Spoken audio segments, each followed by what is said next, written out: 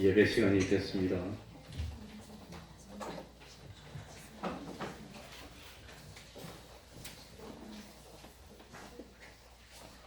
다 같이 묵상 기도드림으로 주일 오전 예배 시작하겠습니다.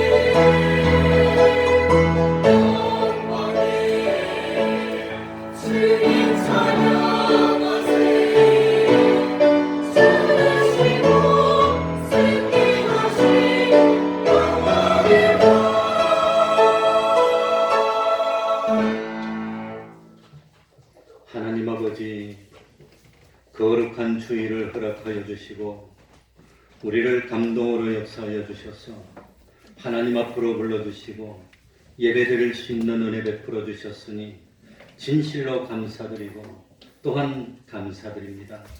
하나님 아버지, 우리가 주님을 믿음으로 참 새 사람이 되었음을 깨닫도록 하여 주옵소서.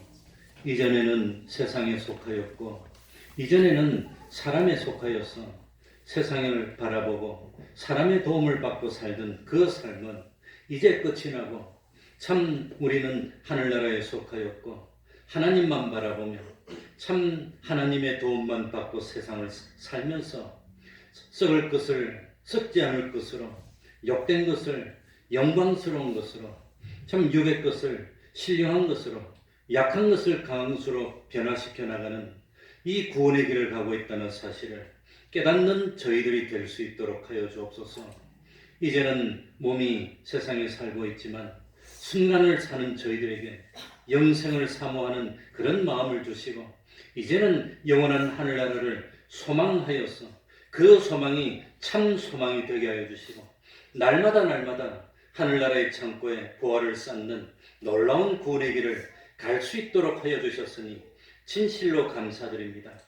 하나님 아버지, 하나님을 믿는 저희들이 세상의 하나님보다도 귀중히 여기는 것이 없고 하나님을 믿는 믿음보다도 귀중히 여기는 것이 없어 세상 모든 것은 양보할 수도 있고 희생할 수도 있고 내어놓을 수도 있지만 하나님은 양보할 수 없고 하나님을 믿는 믿음은 후퇴하지 않는 하나님의 백성 될 수 있도록 하여 주옵소서.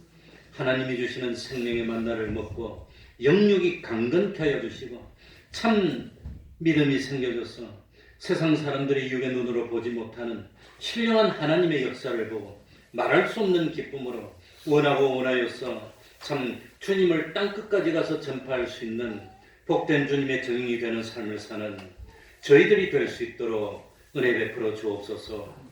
이 시간 말씀으로 찾아오시는 그 주님을 영접하여서 참 주님과 하나를 이루는 복된 시간이 되게 하여 주시고 악령이 틈타지 못하게 하여 주옵소서.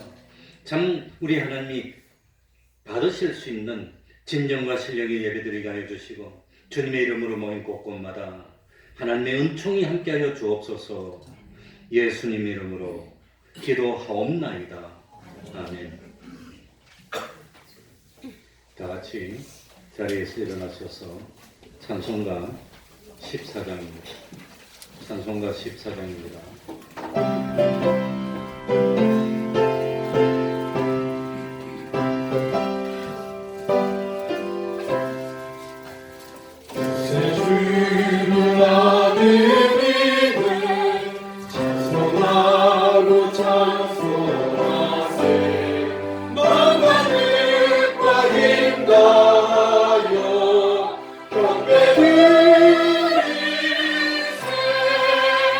주만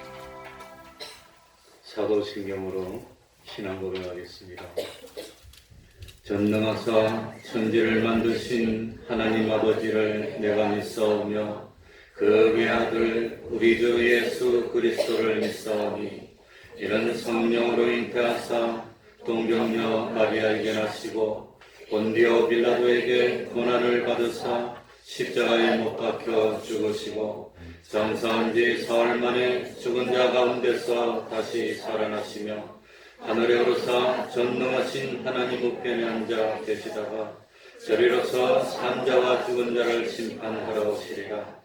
성령을 믿사오며 거룩한 공예와 성도가 서로 교통하는 것과 죄를 사하여 주시는 것과 몸이 다시 사는 것과 영원히 사는 것을 믿사옵나이다. 아멘.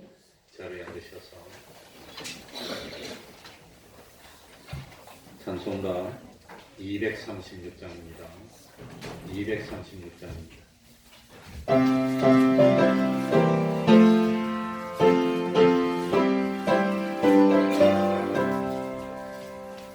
주 예수 크신 사랑을 말해주시오.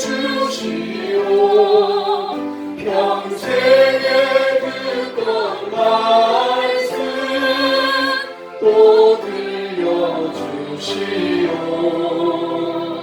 전해지 않는 전율 주 예수 되신도 나 밝히 알아듣게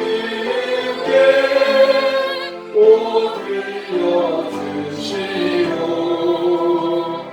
평생에 듣던 말씀 평생에 듣던 말씀 주 예수 크신 사랑 또 들려주시오. 아침에 있을 밤은 주 사라진 같이 내 기억 부족하여 늘 잊기 쉬우니 사랑은 쉽게 늘 말해주시오.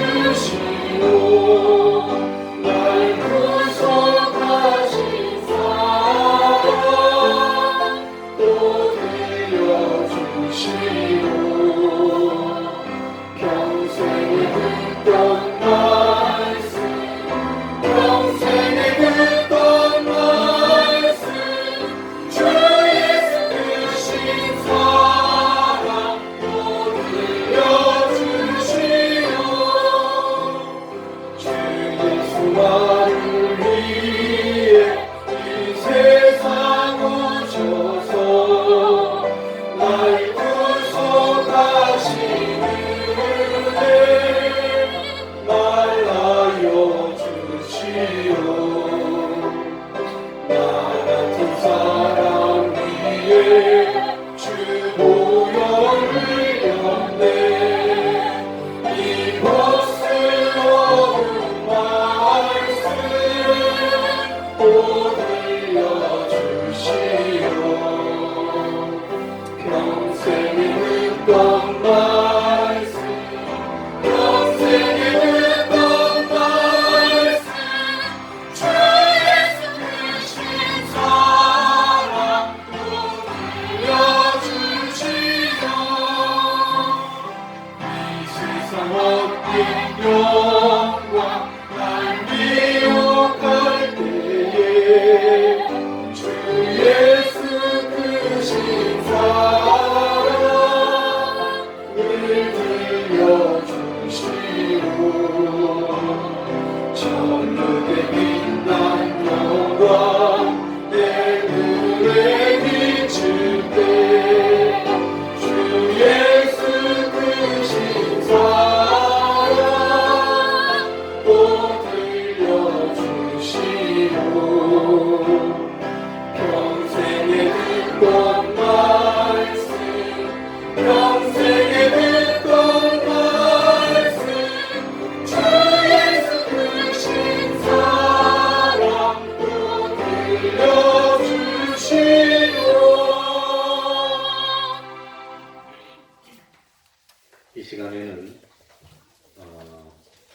교동은 14번을 교도하겠습니다. 찬송가 뒤쪽에 있고 예배 순서에 대해서 교동문 14번입니다.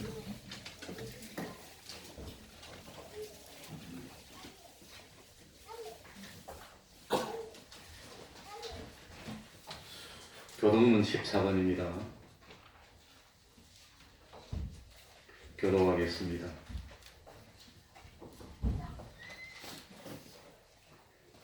하나님은 우리의 피난처요 힘이시니 그러므로 땅이 변하든지 산이 흔들려 바다 가운데 빠지든지 바닷물이 흉룡하고 뛰놀든지 그것이 넘침으로 산이 요동할지라도 우리는 두려워 아니하리로다. 한 시내가 있어 나뉘어 흘러 하나님의 성 지극히 높으신 자의 장막의 성소를 기쁘게 하도다.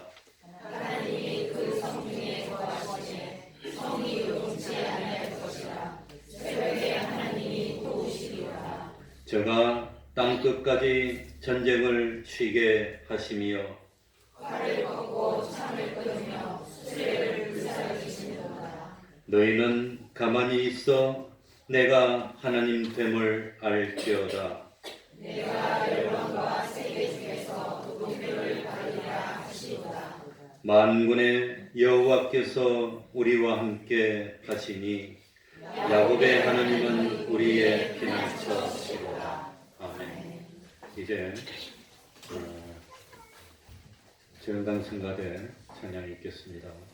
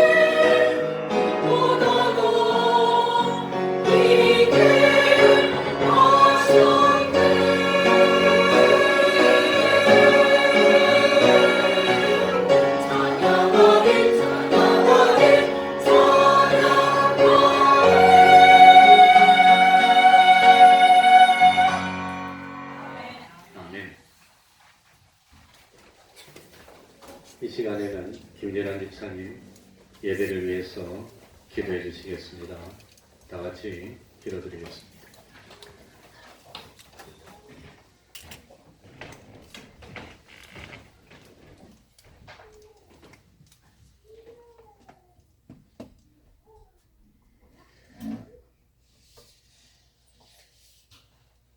하나님 아버지, 저를 이처럼 사랑하여 주시오니 감사를 드립니다. 지난 한 주간도 저를 동행하여 주시고 어려웠고 힘든 때마다 저희들을 붙들어 주시고 일으켜 세워주셔서 거룩한 날, 귀한 날 저희들에게 믿음을 합하여 주셔서 이렇게 주님 전에 나와 아버지 하나님 앞에 예배할 수 있도록 도와주시오니 감사를 드립니다. 하나님 아버지, 쉬지 말고 기도하라, 범사에 감사라 하신 말씀이 우리 안에 있게 하여 주시옵소서. 항상 기도하는 것이 이 어두운 세상 속에서 유혹과 또한 아버지 시험 속에서 승리케 하시는 주님의 능력임을 고백합니다. 또한 그 기도 속에서 언제나 하나님 저희들을 인도하여 주시고 우리가 해야 할 일을 깨달아 알게 하여 주시는 지혜이심을 또한 고백합니다. 또한 그 기도 속에서 우리가 할 수 없었던 일을 아버지 감당할 수 있는 능력의 힘이 되게 하심을 또한 고백합니다. 그럼에도 불구하고 어려고 힘들 때마다 좌절하고 세상과 씨름하는 어리석은 저희들을 바라봅니다. 이 시간 저희들을 긍휼히 여겨주셔서 하나님 앞에 무릎 꿇게 하여 주시고 기도의 능력으로 주님 이 어려운 세상 속에서 승리하는 삶이 되게 하여 주시고 주님의 일을 감당해 나가는 능력 있는 삶이 되길 수 있도록 도와주시옵소서. 때를 얻든지 못 얻든지 감사하시고 우리들에게 아버지 하나님 언제나 어려울 때마다 예배하신 주님의 그 축복의 길을 바라보며 묵묵히 감사하며 주님과 통행하는 저희들이 될 수 있도록 도와주시옵소서. 때를 따라 도와주시고 아버지 하나님 햇빛과 비를 적당히 내려주셔서 늘 아버지 하나님 잘 자라게 하여 주시고 열매 맺을 수 있도록 도와주시는 아버지 하나님, 우리가 주님과 뜻을 하고 주의 말씀대로 순종하기를 감망할 때마다 늘 하나님이 동행하시고 이끌어 주신다는 것을 고백하며 감사할 수 있는 저희들이 될 수 있도록 도와주시옵소서. 이 시간 하나님께서 세워주시고 특별히 아버지 하나님 이 태평동 이 지역사회 속에서 사랑하시는 주님의 제자를 통해서 하나님 말씀을 선포하게 태평동 교회를 세워주심을 진심으로 감사를 드립니다. 비록 적은 숫자이지만 하나님의 큰 일을 감당하는 능력 있는 아버지 하나님 제자되게 알려주시고 또한 아버지 주의 말씀을 붙들고 나갈 때마다 아버지 하나님 주님의 그 말씀의 열매가 맺어갈 수 있는 삶이 될 수 있도록 도와주시옵소서. 이것을 찾아 주님의 그 은혜를 사모하며 찾는 모든 이들에게 하나님이 만나주시고 만져주시고 하나님이 그를 위로하여 주셔서 주님 이 땅에서 위로받지 못한 그 참 평화를 맛보게 하여 주시고 아버지 하나님께 목마르지 않는 하나님의 그 깊은 아버지의 샘을 맛볼 수 있는 이 교회가 될 수 있도록 주님 도와주시옵소서. 언제나 주의를 감당해 나갈 때마다 성령이 우리를 감화감동시켜 주셔서 언제나 주의 일을 감당할 수 있도록 도와주시고 또한 아버지 하나님 그 일을 감당해 나갈 때마다 하나님이 축복해 주심을 깨닫는 저희들이 될 수 있도록 도와주시옵소서. 오늘도 말없이 주님 앞에 나와 아버지 하나님 예배하며 헌신하는 손길들을 기억하여 주시고 또한 아버지 하나님 그 가정과 사회와 또한 아버지 하나님 직장에서 주의 말씀을 붙들고 나아갈 때 늘 능력 있는 삶이 될 수 있도록 주님 붙들어 주시고 인도하여 주시옵소서. 특별히 단에 되오신 목사님 오늘 또 이 말씀을 아버지 선포하실 때 우리 마음에 아버지 하나님 자리 잡고 그 아버지 하나님 말씀이 자라고 변화받게 하여 주셔서 아버지 많은 열매를 맞아가는 저희들 모두가 될 수 있도록 이 예배를 축복하여 주시옵소서. 사랑이 많으시고 거룩하신 아버지 하나님, 오늘 이 나라를 축복하여 주심을 감사를 드립니다. 어렵고 힘들 때마다 언제나 하나님을 바라보게 하여 주시는 주님의 그 은혜가 있기에 이 나라가 하나님 앞에 붙들림 바 되게 하여 주시고 하나님께서 붙들어 주심으로 아버지 하나님 한 길로 아버지 하나님 치러와서 옆길로 도망가는 하나님의 보호하심이 있는 이 나라가 될 수 있도록 도와주시옵소서. 깨어있는 자들이 깨어 기도하게 하여 주시고 늘 하나님을 붙들고 하나님의 말씀을 선포하는 이 나라 민족이 될 수 있도록 도와주시옵소서. 오늘도 이 예배를 흠양하여 주시옵시고 신령과 진정으로 드려지는 예배가 될 수 있도록 도와주시옵소서. 감사드리며 우리를 원하신 예수님 이름으로 기도드리옵나이다.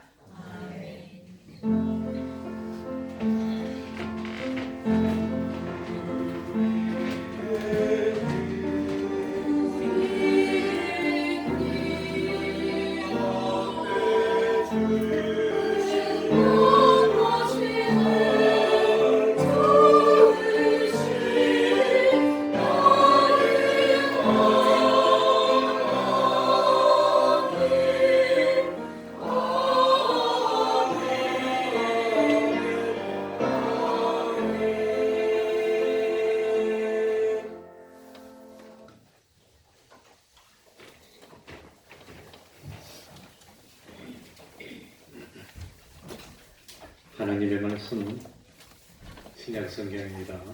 마태복음 10장 1절입니다. 마태복음 10장 1절입니다.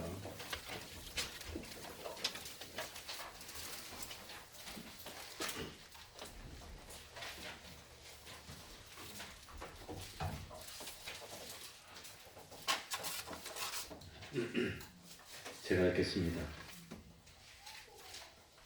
예수께서 거기서 마태복음 10장 1절입니다.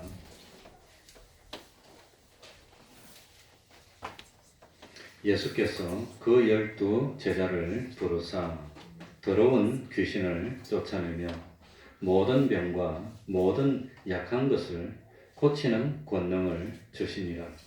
12 사도의 이름은 이러하니 베드로라 하는 시몬을 비롯하여 그의 형제 안드레와 세베대의 아들 야고보와 그의 형제 요한, 빌립과 바들로메, 도마와 세리마테, 알페오의 아들 야고보와 다데오, 가나안인 시몬과 및 가룟 유다 곧 예수를 판 자라. 아멘. 오늘은 예수님의 12제자 중에서 마지막입니다. 가룟 유다에 대해서 말씀드리려고 합니다. 가룟 유다 뒤에는 항상 꼬리표가 붙어 있습니다. 뭐라고 붙어 있죠? 예수를 판자라. 예수를 판자라. 오늘 본문에는 참 가룟 유다가 예수님을 배반하고 예수님을 은 30에 팔았다는 사람이었음을 이렇게 표시하고 있습니다. 이 예수님은 가룟 유다에 대해서 이렇게 말씀합니다. 마태복음 26장 24절 인자는 자기에 대하여 기록된 대로 가거니와 인자를 파는 그 사람에게는 화가 있으리로다. 그 사람은 차라리 뭐라 했지요? 차라리 나지 아니하였다면 죄에게 좋을 뻔하였느니라. 가룟 유다는 차라리 태어나지 않았더라면, 그러니까 태어나서 세상에 사는 것보다 차라리 태어나지 않았던 쪽이 더 나을 뻔했던 사람이 가룟 유다라고 하는 겁니다. 이 가룟 유다, 예수님의 12제자 중에서 그 이름 앞에 지명이 붙어있는 유일한 사람이 가룟 유다입니다. 가나안인 시몬 할 때 가나는 무슨 뜻이라고 그랬죠? 가난. 이 가나는 지명 이름이 아니라 열심히 있다는 그 히브리 말을 소리나는 대로 적은 겁니다. 가나안. 그래서 예수님의 명단이 나오는 다른 성구에는 가나안인 시몬을 뭐라고 그려놨지요? 셀롯인 시몬. 그러니까 셀롯은 영어로 제일로트입니다. 열심히 있는 열심당이라는 뜻입니다.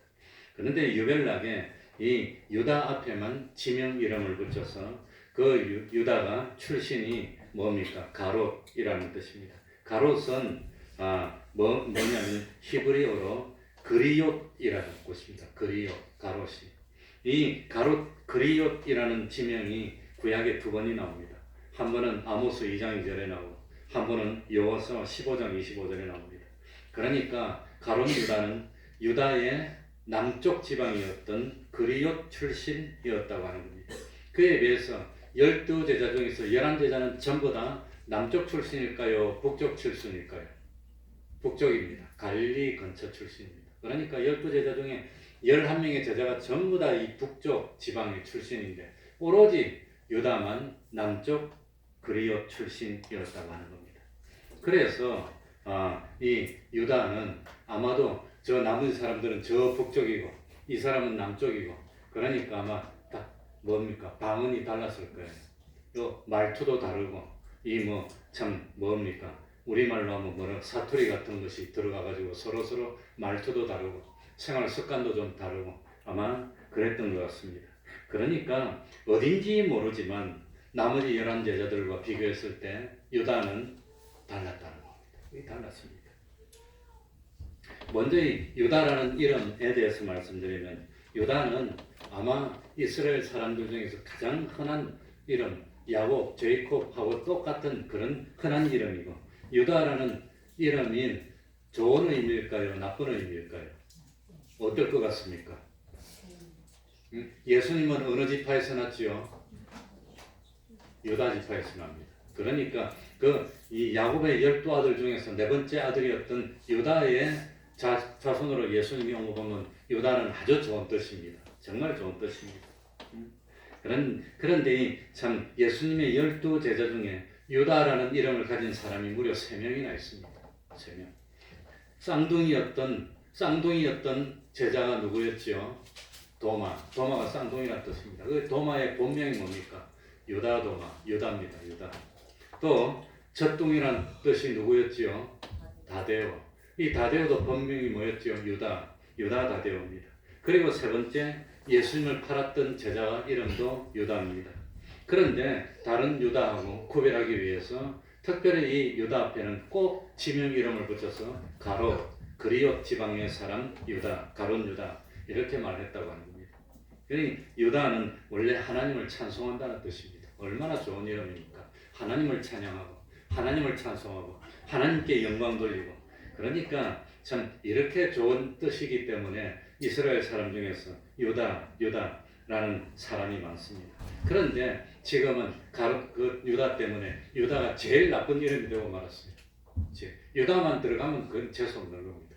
그래서 아주 잘해주고 충성하고 친한 척 하다가 등 뒤에서 칼을 꼽는 행동을 유다의 입맞춤이라고 합니다. 유다의 입맞춤. 유다만 들어가면 나쁜 말입니다.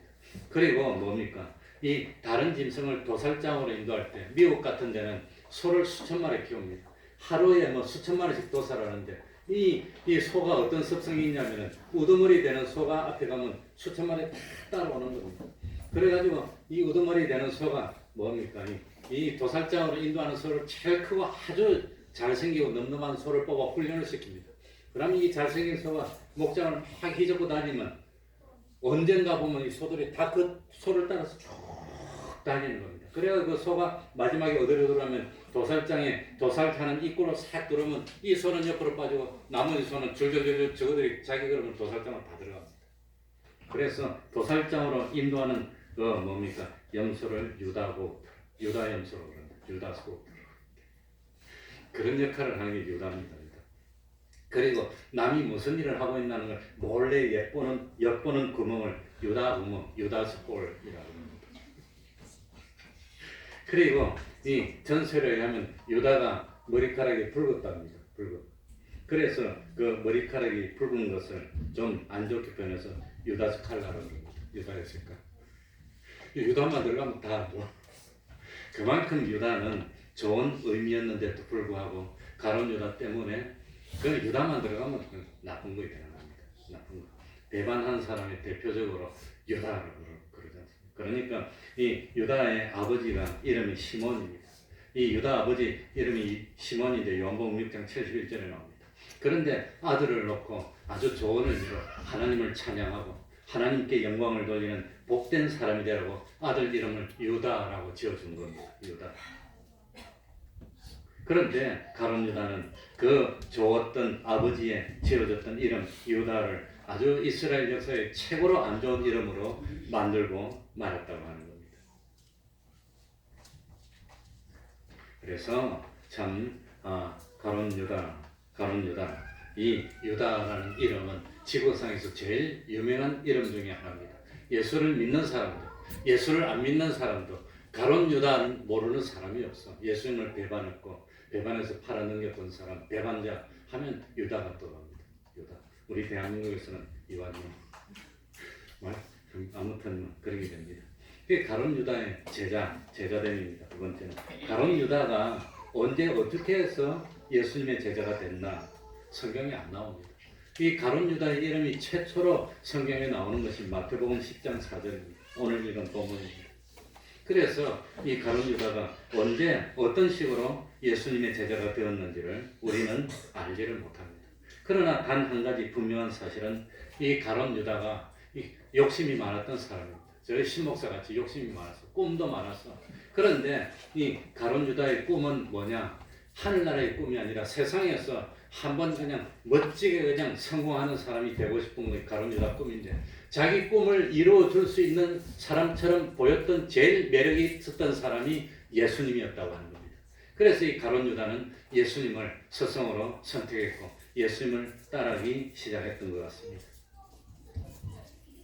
그래 가룟 유다는 12제자 중에 한 사람이 되어서 3년 동안이나 예수님의 뒤를 따릅니다. 많은 사람이 처음에는 예수님을 따랐습니다. 12제자뿐만 아니라 예수님이 기적을 일으키고 병든 사람을 고치고 귀신을 쫓아내고 이러니까 소문이 나니까 이스라엘 각지에서 사람들이 막 모였어. 아마 저 태평동의 신목사도 귀신을 쫓아내고 말을 했더니 중풍병이 낫고 그랬다면 우리 교회 무너졌을 거야. 사람이 막 들어가지고 태평동교회 해물권 얼마 되고 뭐 물어봤었거든요. 그럼 기다리라고 그냥 이 번호표 받아가지고 때가 돼. 이랬을 건데 저는 뭐 그래가지고 이 참 예수님이 인기가 많아서 막 사람이 모였는데 나중에 이 예수님이 인기가 좋아지니까 대제사장들이 위기를 느끼고 예수님을 핍박하기 시작합니다. 예수님을 막 핍박하기 시작하니까 사람들이 이리저리 흩어집니다. 그래서 예수님이 12제자들을 보고 뭐라고 물어보죠? 너희들도 나를 떠나고 가려느냐? 그렇게까지 물어봤습니다. 그럴 때 가룟 유다도 예수님을 떠나지 않았다고 하는 겁니다. 아마도 가룟 유다는 예수님의 제자가 돼서 예수님을 따라다니면서 유심히 살펴봤는데 분명히 예수님 따라다니면 한 자리 갈 것 같아요. 예수님 비범한 분이에요. 교훈도 그냥 보통 사람의 교훈하고 달라. 이 예수님이 기적을 베푸는 거 딱 보니까 틀림없이 예수님이 일을 낼 것 같아요. 로마 군대를 다 쫓아내고 이스라엘 나라를 회복할 것 같아. 그래가지고 이 가룟 유다는 아주 계산이 빠르고 눈치가 빨라기 때문에 예수님에게 올인하기 위해서 배팅을 걸은 겁니다. 그래서 다른 사람이 다 갈 때도 예수님이 계속해서 기적을 일으키니까 이건 분명히 예수님이 기적을 일으켜서 대제사장들 다 몰아내고 로마도 몰아내고 예수님이 정권을 잡을 것 같아. 그럼 난 한 자리 할 수 있을 것 같아. 그래가지고 이 가룟 유다는 딱 계산 보고 예수님을 다른 사람이 떠날 때도 안 떠나고 딱 붙들었다는 거예요. 그러니까 이 가룟 유다가 예수님을 따랐던 목적은 믿고 영생의 구원을 이루려고 따랐던 겁니까? 세상에서 한번 그냥 한 미천 잡아보려고 따랐던 겁니까? 잡아보려고 따랐던 겁니다. 사실은 다른 제자들도 처음에 예수님을 따를 때 세상에서 한 미천 잡아보고 출세하기 위해서 따랐습니다. 그런데 11명의 제자들은 예수님을 따르다가 보니까 변화되고 다 변화됐어. 나중에 세상의 모든 것을 다 내어놓고 참 영생의 소망을 위해서 피를 뿌리고 생명을 바치는 그런 사람으로 변화되는데 안 변화됐던 변화되기를 거부했던 한 사람이 누구였지요? 가룟 유다는 끝까지 변하지 않았다. 요한복음 6장 64절 보면 그러나 너희 중에 제자들 중에 믿지 아니하는 자들이 있느니라 하시니 이는 예수께서 믿지 아니하는 자들이 누구며 자기를 팔 자가 누군지 처음부터 아심이라. 그러니까 배반할 사람이 누구라는 것을 예수님이 알고 있었습니까? 모르고 있었습니까? 처음부터 알고 있었다고 합니다. 알고 있었. 그런데 왜 자기를 배반할 사람이라는 걸 알고 있으면서도 가룟 유다를 제자로 불렀을까요? 왜 그랬을까요? 왜 그랬을까요? 분명히 자기를 배반할 사람이라는 걸 알고 있으면서도 제자로 불러서 사랑해주고 했습니다. 왜 그랬을까요? 그래야 십자가를 지니까. 그래야 하나님의 예정 성경이 참 그대로 이루어지기 때문에 예수님은 알면서도 불렀습니다. 그래서 시편 41편 9절에 보면 나의 신뢰하는 바 예수님이 그래도 믿었고 동계를 맡겼고 그래도 사랑해서 변화시키려고 그토록 노력했던 참 내 떡을 먹던 나의 가까운 친구도 나를 대적하여 발꿈치를 들었나이다. 아마도 발꿈치를 들었다는 표현이 발꿈치를 들면 소리가 납니까? 살금살금입니까? 그러니까 자기를 배반했다는 표현을 그렇게 표현한 것도 살금살금 가서 뒤에 가서 요한복음 13장 18절에 내가 나의 택한 자들이 누구인지 압니다. 그러나 내 떡을 먹는 자가 내게 발꿈치를 들었다 한 성경을 응하게 하려는 것이라. 그래서 예수님은 자기를 팔 사람인 걸 알았지만 가룟 유다를 불렀고 예수님은 끝까지 가룟 유다를 그래도 마지막 순간까지 사랑해서 변화시켜 보려고 노력을 했는데 결국은 끝까지 변화되기를 거부하고 배반했다는 겁니다. 이 가룟 유다의 성품은 어땠을 것 같습니까? 겉으로 볼 때 가룟 유다는 다른 12 제자에 비해서 흠이 없었어요. 그러니까 완벽한 사람이 없는데 이 완벽한 모습만 보이는 사람은 조심해야 됩니다. 그런 사람은 가룟 유다처럼 속이는 겁니다. 사기꾼이 허술하게 와서 사기치지 않습니다. 아주 그럴듯하게 말도 아주 참논리적으로 잘하고 그럴듯하게 해서 마지막에 사기를 치는 겁니다. 그러니 완벽하게 보이는 사람은 아주 조심해야 됩니다. 사람은 완벽한 사람은 세상에 없습니다. 근데 가룟 유다도 참 가룟 유다는 행동에 아무런 문제가 없는 아주 참 훌륭한 사람처럼 보였습니다. 정말로 예수님을 위하는 사람처럼 보였습니다. 마태처럼 세리가 되어지고 다른 사람을 토세하고 돈을 빼앗는 그런 행동을 한 적이 없습니다. 또 누굽니까? 이 열심당 시몬처럼 과격한 행동을 하는 그런 행동을 한 적도 없습니다. 특별히 요한복음 13장 29절에 보면 유다는 돈괴를 맡았으므로 돈괴를 맡았습니다. 그런 거 보면은 그만큼 예수님은 가룟 유다에게 기회를 줬고 신임을 했고 믿는다는 표시를 했고 돈괴를 맡길 만큼 믿을 수 있는 사람이 아마도 가룟 유다는 머리 회전이 빨랐고 사리 판단이 빨랐고 계산을 잘했으니까 돈괴를 맡았을 겁니다.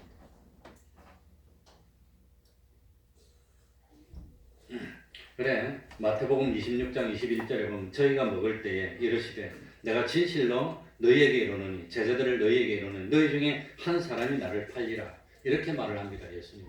그러니까 한 사람이 자기를 팔 걸 알고 있다가 드디어 제자들에게 너희 12명 중에 한 사람이 나를 팔 거야. 그랬을 때 11명의 제자들이 일제히 누구를 쳐다봅니까? 가룟 유다를 쳐다보면서 너지 그런 행동을 하지 않았습니다. 그런 거 보면은 가룟 유다도 아주 평범했고 이건 뭐 눈에 띄는 그런 행동이 없었다고 하는 겁니다. 그러니까 가룟 유다의 성품은 무난했고 다른 사람들에게 눈에 띄는 그런 행동이 없었다고 하는 겁니다. 누가 보더라도 착하고.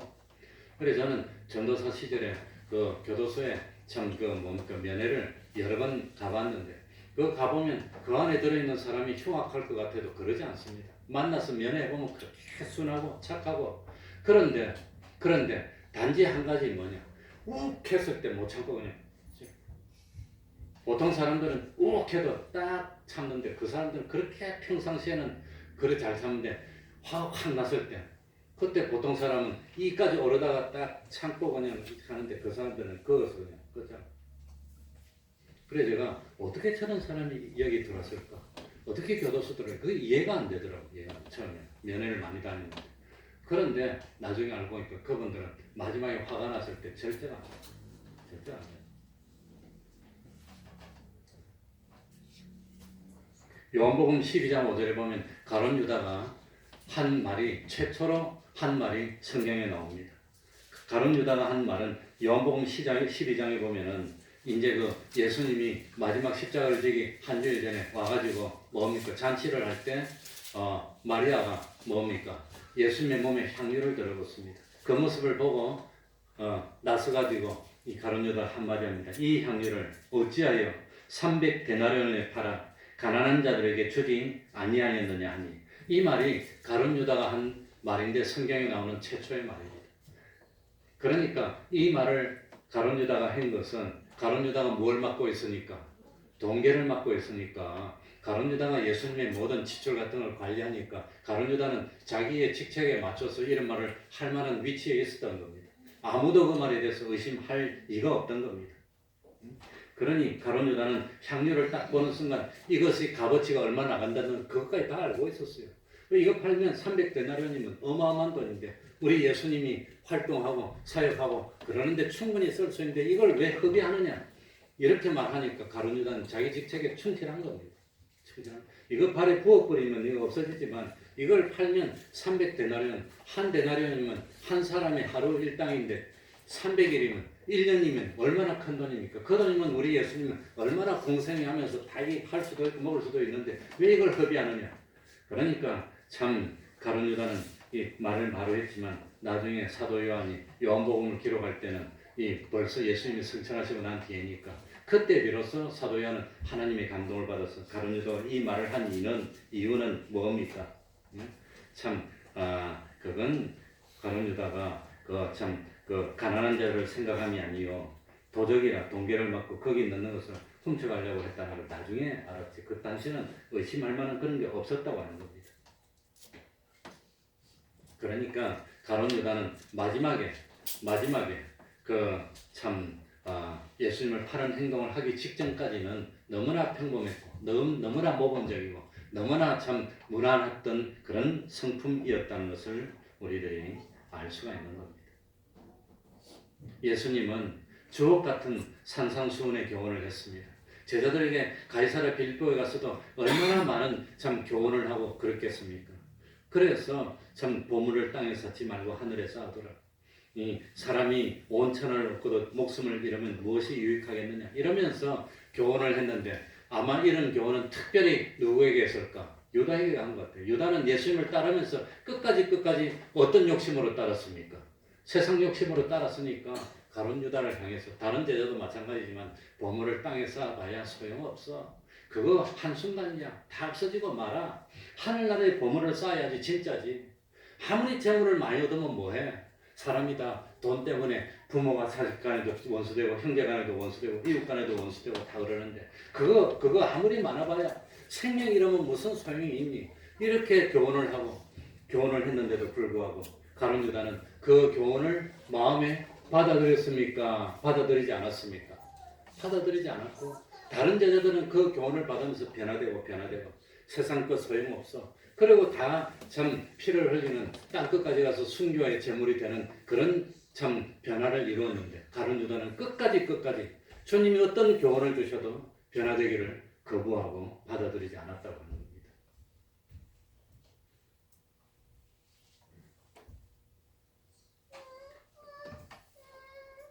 그래, 예수님은 여러 사람들을 변화시키기 위해서 뭡니까? 중풍병자도 고치고 무덤에서 귀신 들린 귀신도 쫓아내고 그 다음에 뭡니까?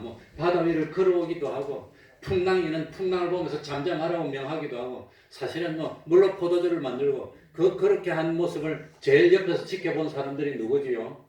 제자들입니다. 베세다 광야에서 오병이어의 기적을 행할 때 가룟 유다 손에서도 도시락을 떼어줬을 겁니다.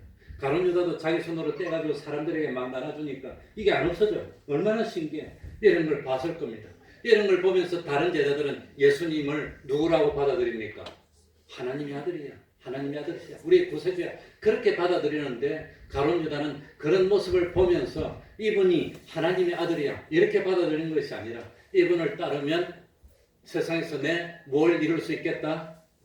욕심을 이룰 수 있을 것 같아. 그런 생각을 했던 것 같아요. 그래서 다른 제자들은 주님이 기적을 베풀 때